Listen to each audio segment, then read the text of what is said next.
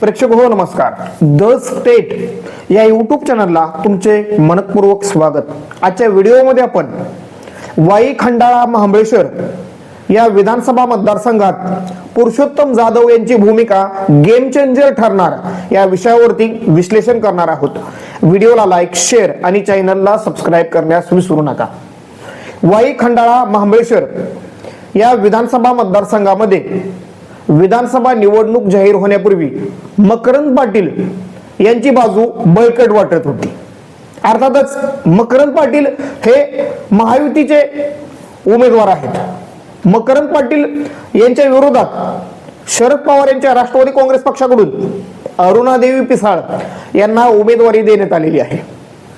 अर्थातच शरद पवार यांनी अरुणादेवी पिसाळ यांना उमेदवारी देऊन एक प्रकारे मकरंद पाटील यांच्या मतांमध्ये विभागणी केलेली आहे. म्हणजेच आतापर्यंत मकरंद पाटील हे खरं तर शरद पवार यांचे विश्वासू म्हणून ओळखले जात होते, परंतु आणि राष्ट्रवादी काँग्रेस पक्षाचा मतदार वर्ग हा वाई खंडाळा महाबळेश्वर विधानसभा मतदारसंघामध्ये मोठ्या प्रमाणात आहे. म्हणजेच एक प्रकारे शरद पवार यांचं नेतृत्व मानणारा मतदारसंघ हा मोठ्या प्रमाणात आहे.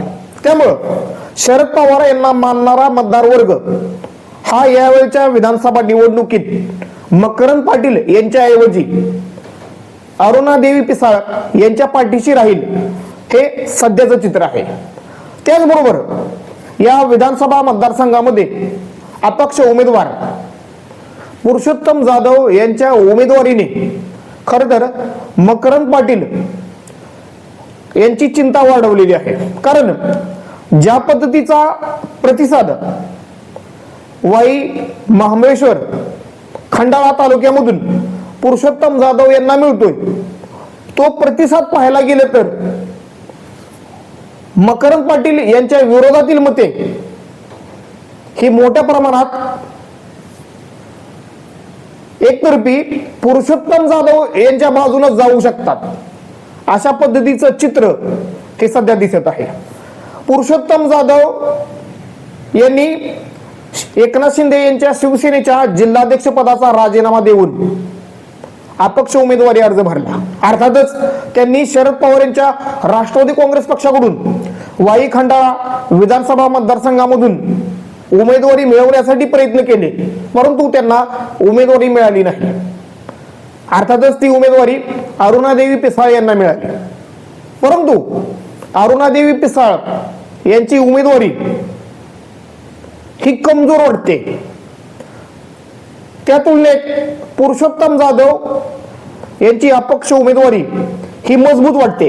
कारण ज्या पद्धतीचा प्रतिसाद म्हणजेच एकनाथ शिंदे यांची शिवसेना असो, उद्धव ठाकरे यांची शिवसेना असो, भारतीय जनता पक्ष असो किंवा शरद पवार यांच्या राष्ट्रवादी काँग्रेस पक्षातील नेते मंडळी, कार्यकर्ते यांचा छुपा पाठिंबा असो आणि एकंदरीत वाई खंडाळा विधानसभा मतदारसंघामध्ये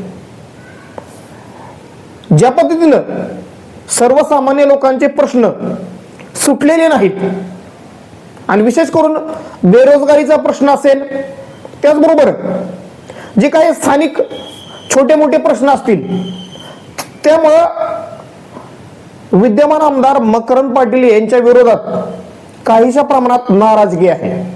आणि विशेष करून गेल्या 3 टर्म मध्ये म्हणजेच 2009, 2014 आणि 2019 वाई तालुक्यातीलच आमदार निवडून येत असल्यामुळं खंडाळा तालुक्याला प्रतिनिधित्व मिळत नसल्यामुळं खंडाळा तालुक्यामधून पुरुषोत्तम जाधव हे येत असल्यामुळं खंडाळा तालुक्याचा भूमिपुत्र म्हणून त्यांना खंडाळा तालुक्यातून मोठ्या प्रमाणात जनतेचा प्रतिसाद मिळत आहे आणि तो सर्वपक्षीय प्रतिसाद मिळत आहे.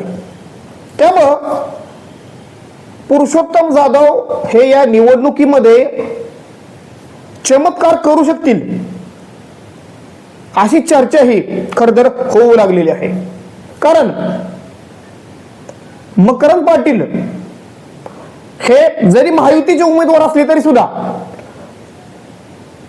शिंदेची शिवसेना आणि भारतीय जनता पक्षाची मते ही मकरंद पाटील यांच्याकडे वळतील का हा खरा प्रश्न आहे.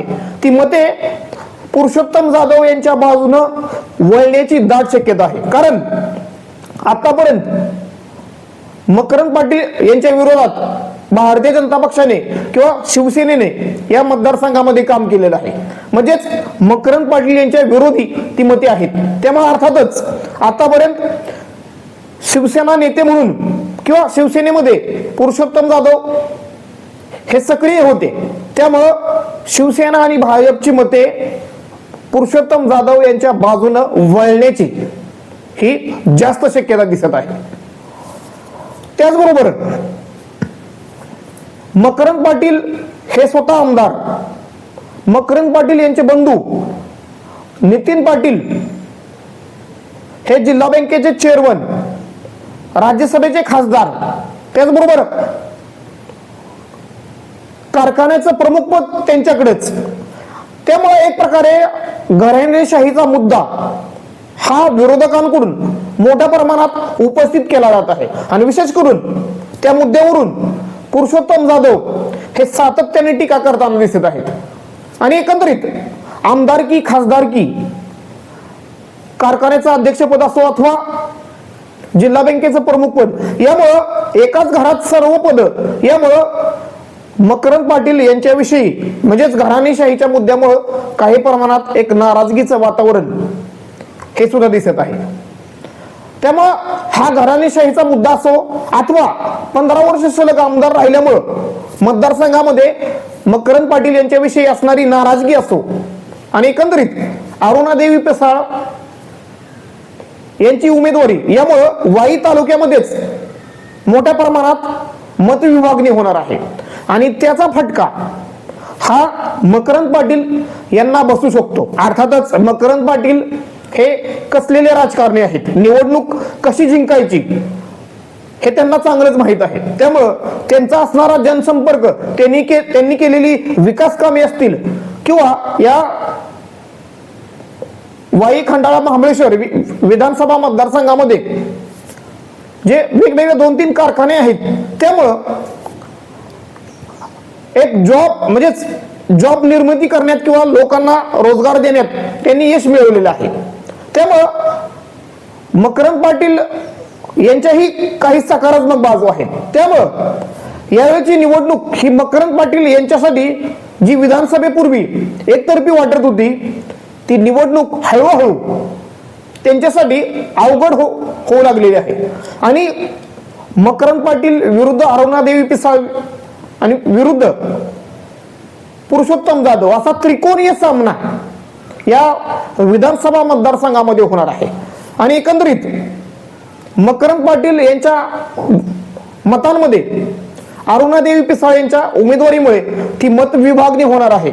आणि एकंदरीत पुरुषोत्तम जाधव यांना ज्या पद्धतीचा प्रतिसाद हा वेगवेगळ्या सभांच्या माध्यमातून किंवा त्यांच्या गावभेटीच्या माध्यमातून मिळतोय आणि एकंदरीत जे छुप समर्थन म्हणजेच मकरंद पाटील यांच्या विरोधकांकडून जे छुप समर्थन पुरुषोत्तम जाधव यांना मिळतंय, ते समर्थन पाहता या विधानसभा निवडणुकीत वाई खंडाळा महाबळेश्वर विधानसभा मतदारसंघात पुरुषोत्तम जाधव यांची भूमिका गेम चेंजर ठरू शकते. आणि विशेष करून खंडाळा तालुक्यातील म्हणजेच पुरुषोत्तम जाधव हे खंडाळा तालुक्यामधून येतात. त्यामुळे स्थानिक भूमिपुत्र असल्यामुळं खंडाळा तालुक्यातील जनतेची मोठ्या प्रमाणात पसंती ही पुरुषोत्तम जाधव यांना मिळू शकते. आणि पुरुषोत्तम जाधव यांनी लोकसभेच्या 2-3 निवडणुका लढवलेल्या आहेत. त्यामुळं आणि गेले 30 वर्ष ते राजकारणात सक्रिय आहेत. त्यामुळं एक प्रामाणिक चेहरा म्हणून, निष्कलंक चेहरा म्हणून त्यांची ओळख या विधानसभा मतदारसंघामध्ये आहे. त्यामुळे अर्थातच पुरुषोत्तम जाधव विरुद्ध मकरंद पाटील असा थेट सामना विधानसभा निवडणुकीमध्ये होताना पाहायला मिळतोय. अर्थातच निवडणूक जरी तिरंगी असली तरी मकरंद पाटील विरुद्ध पुरुषोत्तम जाधव असा सामना होईल अशा पद्धतीची चर्चा ही वाई खंडाळा महाबळेश्वर या मतदारसंघामध्ये होताना दिसते. त्यामुळं पुरुषोत्तम जाधव यांना मिळणारं जनतेचं समर्थन आणि ज्या पद्धतीनं त्यांनी सर्वसामान्य जनतेशी संवाद साधून जो एक कनेक्ट निर्माण केलेला आहे आणि आपली उमेदवारी कशासाठी आहे, तालुक्यातील प्रश्नांची म्हणजे विधानसभा मतदारसंघातील जे काही सर्वसामान्यांचे जे प्रश्न आहेत त्याची एक चांगली माहिती पुरुषोत्तम जाधव यांच्याकडे आहे आणि त्या कशा सोडवल्या जाव्यात याची एक चांगलं विजन त्यांच्याकडे आहे. त्यामुळं पुरुषोत्तम जाधव यांची उमेदवारी ही वाई खंडाळा महाबळेश्वर विधानसभा मतदारसंघात गेम चेंजर ठरू शकते अशा पद्धतीचं एक राजकीय वातावरण किंवा तशा प्रकारची चर्चा या विधानसभा मतदारसंघामध्ये होताना दिसते. म्हणजे एक प्रकारे पुरुषोत्तम जाधव यांची उमेदवारी मकरंद पाटील यांच्यासाठी धोक्याची घंटा आहे. धन्यवाद. व्हिडिओला लाईक, शेअर आणि चॅनलला सबस्क्राईब करण्यास विसरू नका.